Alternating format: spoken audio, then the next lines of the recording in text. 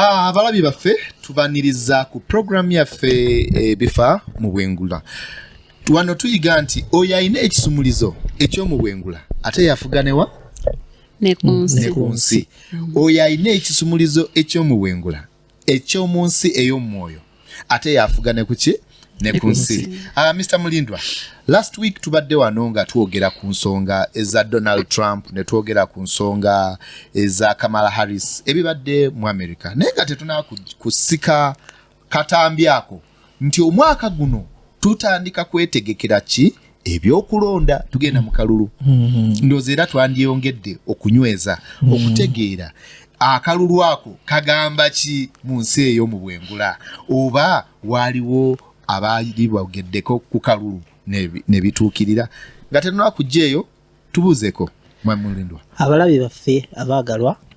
tuli basanyufu nnyo okuba nammwe wano ku Bukedde TV nga bulijjo Peter Iga Mulindwa. Madam Ajala. Abalabi baffe abalungi aba Bukedde TV twesimye nera okuddamu okubeerako nammwe tuyige ffenna tunyumirwe kuba kino eno program etukwatako nga ffe abantu tweyanziza. Ekireta program eno nti gwali eyo ali mu business ali mu bintu byongo okola mirimu gyo ensi ey'omwoyo ate enkulu nnyo esukkulumako nnyo ku nsi eya bino ebyabuliwo nti gwanaafuna ekisumulizo ky'omu nsi ey'omwoyo ojja ate kweyongera okusukkuluma ku bintu by'okola. Bajja kulaba ng'omuntu ow'amaanyi ojja kukola ebintu eby'amaanyi kubanga oyo ayina ekisumulizo eky'omu bwengula ate yafugane kuki ne ku nsi. Mr. Mulindwa, wiiki ewedde watutwala ku muntu n'otugamba nti omuntu alina paati ey'omwoyo ate alina paati ey'emmeme ate n'abeera ne bokisi eno gye tuyita omubiri. Njagala otutangazeemu mu mwaka guno. Omwaka guno gwa byakulonda ogwogerako ki mu kuliraanya ku nsi ey'omwoyo? Kakati otunuulira ekifaananyi kyaffe kye twasiiga luli nti omuntu mwoyo abeera n'okutegeera abeera n'omubiri.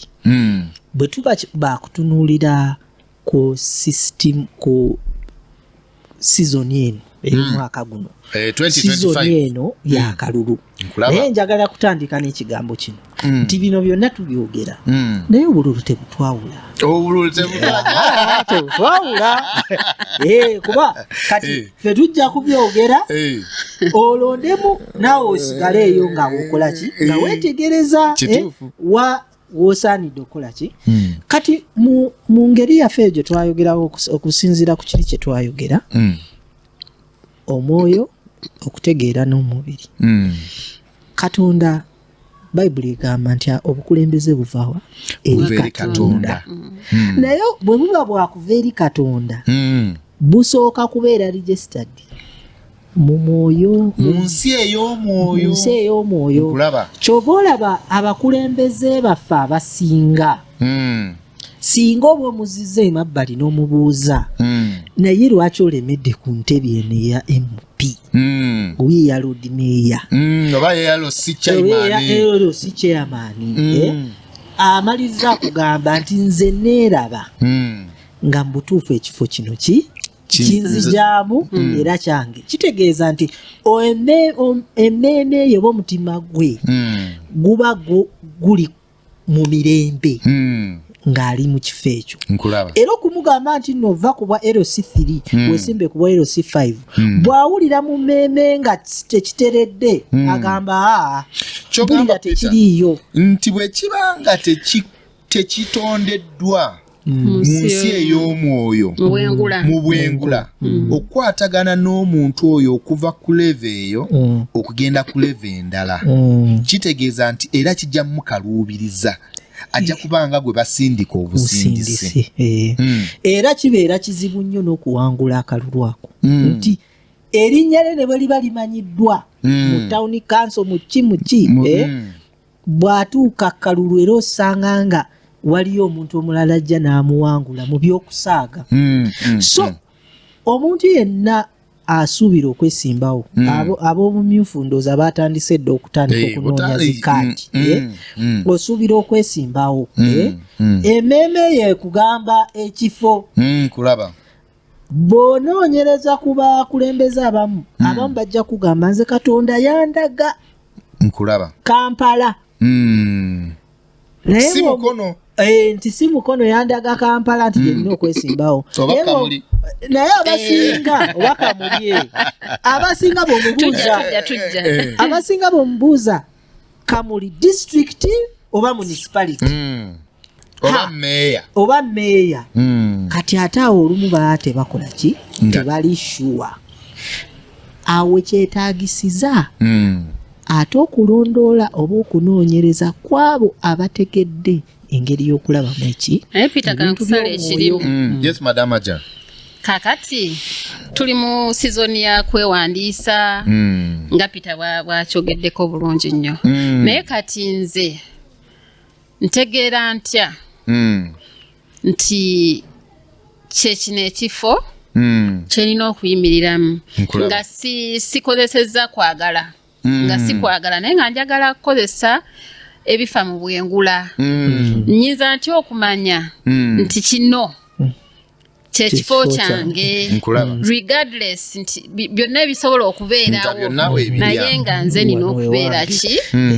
nankulu mu kino ekifo ekyo madamu Hajara njagala nkikudde mu Bayibuli egamba nti Katonda ayogera n'abaana be mu birooto ne mu kwolesebwa abakulembeze abasinga ajja kugamba nti yaloota Nabukadineza nno mu Bayibuli yalootanga ne kaakati olw'okuba nti abamu tebabyogerako naye abakulembeze baloota kitegeeza nti mu nsi ey'omwoyo eba ekoze eki ecommunicatinze Katonda mwoyo ye mu kuba nti mwoyo ajja communicating oba ajja kuyisa obubaka bwe mu either kirooto nga bw'oyogedde oba mu abo abalaba mu nsi ey'omwoyo nti mu nsi ey'omwoyo ki ekiriyo mawulire ki agaliyo naye ntegeera ntya nti ono omuntu alaba mu mwoyo ate era by'aŋŋamba bituufu kikyengoberera kiki kino okungayidinga okumanya nti njagala kwesimbawo naye intensioni yange neme genda bugenzi ng'alinga kuba amazzi nga mmanyi nti kino ekifo nga lwe twayogera ku Donald Trump nti wadde yayita mu buzibu butya lwakuba kyali kyogeddwako mu nsi y'omwoyo byonna yali alina obiyitamu naye end goal yali nti alina okukola ki alina okuwangula kati nange obutaagala kugamba bugambi nti ngenze yiganga kwesimbawo ku bwa woman MP naye ne mmanya nti bwe ngenda yiganga ne neesimbawo oba bampakanya oba banjagala oba tebanjagala kyawandiikibwa mu nsi y'omwoyo mu bwengula nti nina okuwangula netagenda bugenzi omanyi omwaka guno engeri gye guli nti gwakulonda nze ng'omulonzi nange saagala kumala galondawo kuki ku kkala eziri ku bendera oba ku kkala zonna ebibiina gye bijjiramu neteekateeka omutima gwange nga oli bwagamba nti zaala nti kaki kaliwa Katonda kayogeddeko nti bwe nteeka awo ate sijja kuluma ki mutima nti kino kikwata ku buli omu obukulembeze engeri gye buva eri Katonda ate bukwata ku buli omu naye kyetaaga okutegeera nti Katonda yakola ki agamba ki ku nsonga eno naye nga tetunaa kuva ku nsonga eyo Peter waliwo abaali bogeddeko ku nsonga Uganda oba n'amawanga gatuliraanye ku bintu ebikwatagana n'ekintu ekigenda okujja mu election era awe mbadde ndaga nti gwe yenna omulonzi atayagala mutima kuluma naawe ayagala okwesimbawo oyinza okuba nga waloota wafuna okwolesebwa nga Katonda akukwasizza entebe olayira nga MP weetaaga abantu okwebuuzaako ku bantu abasobola okukola ki okulaba obulungi mu bwengula oba naawe kennyini weetaaga okuzimba emifumbi gyo egy'omwoyo osobola okuba nga osobola okulaba nti nina kujja ku bwa mmeeya bwa Kampala si ku bwa MP bwa Kampala nkulaba oba bwa kansala oba si bwa kansala so waliwo abantu mu ggwanga muno ne mu nsi ez'enjawulo kuba kati bwe tugendako e Kenya for instance ojja kulaba nga akalulu ka 2022 akaruto awo wennyini waliwo wano Prophet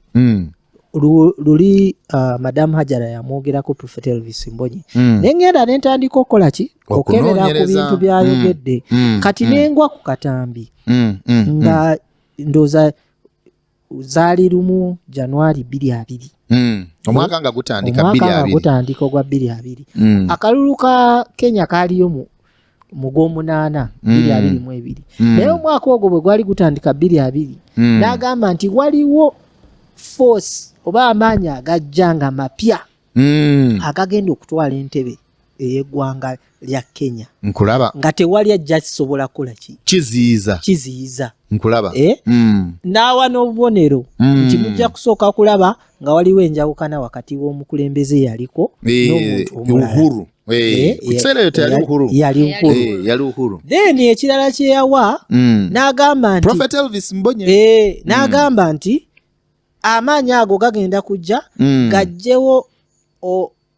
obukulembeze obubadde mu buyinza mu bifo eby'omu mwanjo mu kukulembera eggwanga eryo okumala ebbanga eddene era nga bw'otunuulira families ezibadde zikulembera Kenya famire y'Odinga erudde nga bamanyiddwa okubeera ba prime minister ba vice president nkulaba kati ne famire ya Uhuru era okuviira ddala mu gundi okuviira ddala nga bakafuna ameefuga babaddewo nga babeera n'abaana bazuula bakola ki beekyusa bwekyusa bwataba minisita abeera kiri bwataba famire ya Uhuru ebeera famire y'Odinga naye si Prophet Elvis Mbonyi yekka yakyogerako mu Nigeria waliwo Apostle Arome Osai Apostle Arome Osai naye yakyogerako mu 2022 mu mwaka ogw'akalulu n'akonfaminga ng'alinga akakasa kiri Prophet Elvis Mbonyi kyayogerako mu 2022 2020 Madam Hajja kyogamba nti Prophet Elvis Mbonyi agenda mu bwengula ng'omwaka gutandika n'ayogera ku okujja kwani kwa Ruto emyaka 2 nga tekanabeera kati guno omwaka ogw'okulonda 2022 Apostle Osai naye najja n'agamba ki ye n'agamba nti waliwo family an end to a family lineage oba dynasties era nga Prophet yakinyonyola nti families zino zibaddewo nga ze zibadde zifuga kati ye Apostle najja n'agamba nti tugenda okulaba nga zino family zivuddewo nga wazeewo ekipya ekipya nti waliwo amaanyi ge mutasobola kukola ki kuziyiza ate si yeyekka oyo waliwo ne Hubert Angel waliyo ne Prophet Hubert Angel naye we Nigeria naye yagenda mu bwengula n'agenda mu bwengula n'agamba waliwo force force ya Ruto tewali kintu kyonna kiyinza giremesa mu butuufu ng'oyogedde kalulu ke Kenya ate nzijukidde bulungi okimanyi nti kaasuza abantu nga batunula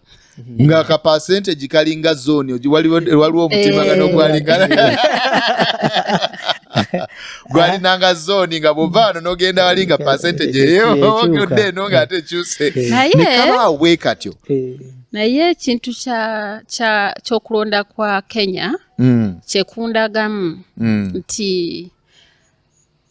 kyatulaga nti gwe okubeera omukulembeze naddala ku ezo offices enkulu olina okuba nga olina throne kobawinga nti oteeka okuba nga olina weesigamye olina okuba nga olina amaanyi ag'enjawulo agasingako gano amaanyi g'oku nsi olina okuba nga olina amaanyi ag'omu bwengula oba olina omuntu gwa alina amaanyi yes ag'omu bwengula asobola okwogera mu bulamu bwo nga bwe tulaba Ruto nti baali ba prophets ne ba men of God bangi abaali bakakasa nti Mukama Katonda ne gwakoze eki gwalonze naye era ogera ne weesanga nti eriyo n'abantu abafuuka ba president nga tewali musajja wa Katonda amwogeddeko naye nga naye alina we yeekoze eki weyeesigamye wajja ki amaanyi ge nekitegeeza ki nti tetusobola kweyongera nga tuignoringa obwengula kuba tukikakasa nti bagamba kusuulayo gwa nagamba omuntu alina ekisumuuzo ky'omu bwengula yafuga ne ku nsi weewaawo nga tetunakuva Kenya kino mu results zonna ezajjanga nga abano abanoonyereza abaagala okuteebereza ani asobola okudda ku ntebe nga Uhuru avuddeko abamu baali bagamba nti layikire ennyo yali Odinga kubanga jjukira Odinga ate yali akiruddemu ate nga kirabika lwatu nti ku luno ono gwagenda ogwesimbyewo naye bino ate tabimanyi ate era Odinga yali akoze n'omukago ngaso n'omukago ne Uhuru yali ali mu kuva mu buyinza naye ate ku ekyo ekyomukago jjukira kikonfaminga dynasties ziri ba prophets zabadde boogerako nti Ruto Uhuru okujja mu buyinza Ruto yali campaigning nga muliko nnyo nti osobola okubeera n'amaanyi ag'enjawulo n'abantu ab'enjawulo ku sayidi yo naye bw'ebanga ekifa mu bwengula kyogera lulimi lulala naye olwatuuka nga bano balina okuprotectinga dynasties zaabwe oba families zaabwe wadde Ruto yakola nnyo ne Uhuru okusoboseza Uhuru okujja mu buyinza Uhuru yali alina okwekyusiza Ruto ate n'addayo n'akola omukago nani ne Odinga nga balina ekintu kyabwe kibakola ki kyebayisaawo kati naye lwakubanga ye Mukama yali yayogera mu bulamu bwa Ruto era tukiraba ne mu speech ya Ruto nga acceptance speech nga kiriza obukulembeze agamba nti nasabirwa nti ekyandeeta mu buyinza kuno yali Saala yes ng'akkiriza nti ate amaanyi agamuleeta mu buyinza gaali maanyi agava ewani ewa Katonda tobolaba abamu ayitamu naye n'atasobola kwogera amaanyi agajja naye kyogamba nti buli omu olumala okuyitamu naye waliwo n'omukulembeze wano sebo yatwala ekamera n'alaga abantu naye twamulaba amaanyi ge gye gava era naye yali agenze kwebaza naye era nga mu byonna kino kitulaga nti omuntu yenna anoonya obukulembeze ayagala okwesimbawo ayagala okugenda mu buyinza kikulu nnyo okumanya ki ekifa mu bwengula entebe yo oba siiyo oyinza okuba olitegesa oteekamu ssente ezo zonna kuba bipande kunoonyeza mobilizinga bidongo biki naye nga mu butuufu entebe siiyo naye ate nga singa ogenda mu nsi ey'obwengula osobola otuukayo n'okiraba nti mu butuufu ensi eno ki eno entebe si yange nkulaba so n'ogenda ewali entebe yo wali entebe yo nti entebe yo esobola okuba ng'oli medical doctor ng'entebe yo ate erimu wa DHO Yes. oba nga bagenda gwe nga togenda kuyita ate muki mwaka akalulu naye ate bajja kumaliza bakuwadde bwaki wa prime minister oba wa PS permanent secretary olaba naye nga gwe ate toyiseewa toyisaawo nti ono investment jukira n'akalulu nako investment abantu batunda ebintu okukola ogenda mu kalulu naye kati mami Jeff nze ayagala okwesimbawo mu 2020 okunonda mu 2026 kiki nandikoze kyewandikoze nti okusobola okumanya nti kino ekifo kyengendamu kyekituufu era mukama agenda kuyimirira nange era anondeddwa okuba nga anyimirira mu kino ekifo weewaawo tulabye nti gwe ng'omuntu bw'oba nga tolaba mu bwengula oba nga omwoyo wo tanatuuka ku stage eyo eraba mu bwengula kiba kirungi ne weebuuza ku bantu abalaba muki mu bwengula n'otasooka kulinda kutomera ate n'olyoka okola ki okomawo nti ebintu bino mu butuufu gyebiri era tuzze tubiraba ne mu bayibuli ne mu byawandiikibwa nga biraga nti ebintu nga tekinabaawo wano ku nsi kisookera mu nsi yaki ya mwoyo nti era oyo alaba mu nsi ey'omwoyo abeera ne advantage oba abeera n'enkizo ku muntu oyo atalaba muki mu bwengula kati kuba akafaananyi Madam Hajara yesimbyewo Woman MP gwe ye Madam Hajara ayina obukakafu okuva mu bwengula nti eno entebe ye azaalaba mu birooto obunabbi bwogeddwa abantu abalaba mu nsi ey'omwoyo boogedde ye agenda ng'ali shuwa nti ekiri mu bwengula kimufevaringa kati oli ye atalaba mu bwengula bw'ajjanga bwe twalaba Kamala Harris nti amawulire gonna CNN zonna zaali zoogera ku ye Kamala Harris naye ate ng'ekiri mu bwengula kirala nti newankubadde ekifaananyi wano kiraga nti ono ajja kumegga naye ono asembayo ekisemberayo ddala kitera okugwa mu kifevaringa ono alaba mu nsi ey'omwoyo oba ayina ekisumulizo eky'omu bwengula nga tumaliriza mukulu Peter oyina ku bujulizi bwonna oyina ku katambi konna oyina ku bukakafu bwonna ku bintu bye twogeddeko mwogedde ku Hubert Angel ne mwogera ne ku Apostle Arome Osai ne mwogera ne ku era yona abasajja bakatonda bangi naye lwakuba bonna tetusobola bajjayo saawa eno naye nga bangi abayogera ku nsonga eyo n'okakasa nti si muntu omu yekka alaba mu nsi ey'omwoyo era ffenna tusobola okulaba mu nsi ey'omwoyo naye waliwo ate abakola ki abatusingako yes so obutambi gye buli kati nze nina akatambi ke mbadde njagala abalabe baffe tukaleke nga bakalaba batuweewo batubuulire biki bye banaalowooza kati waliwo akatambi ka Prophet Elvis naye waliwo n'akatambi ka Hubert Angel ne Osai Arome Apostle Arome bonna ku internet kwe buli ku YouTube kwe buli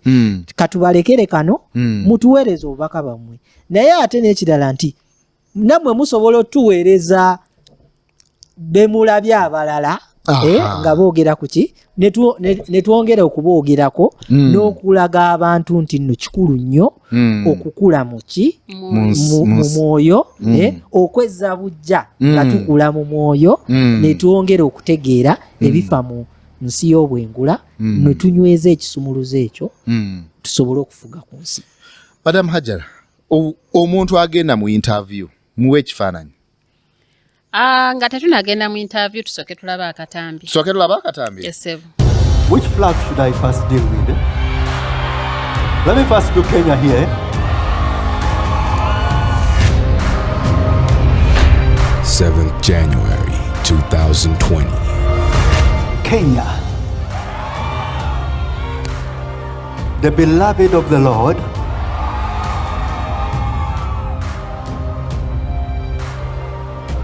I see